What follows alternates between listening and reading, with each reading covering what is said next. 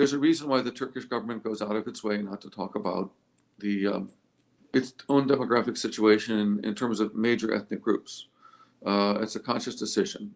When one looks at demographic data for Turkey, one sees demographic data for the inhabitants of Anatolia, basically. But they're not all native speakers of Turkish.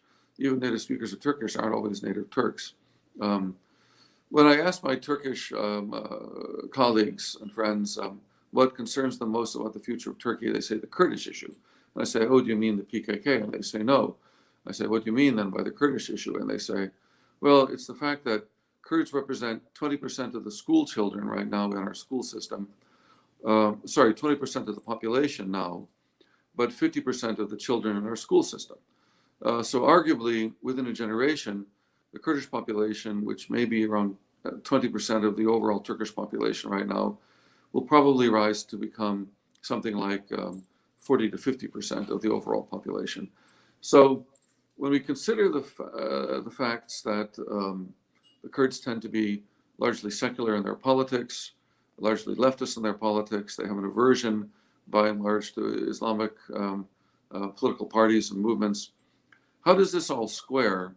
How does this massive increase in the Kurdish population over the next generation square with Mr. Erdogan's dream of creating an Islamist republic in Turkey? It's not going to work out very well. Within a generation, Turkey will be pretty much evenly divided between largely secular Kurds and a Turkish population which is probably 50% secular and 50% religious in orientation. And so it's going to be a deeply divided society in which half the population will not speak Turkish as its native language. So will Turkey survive in its current form, either politically or geographically? I don't know. But if it does survive, it'll be undergoing massive internal political stresses. And the only way to deal with those political stresses will be to grant absolutely equal status to the Kurdish population, which means it won't be a Turkish republic anymore. It'll be a Turkish Kurdish Republic.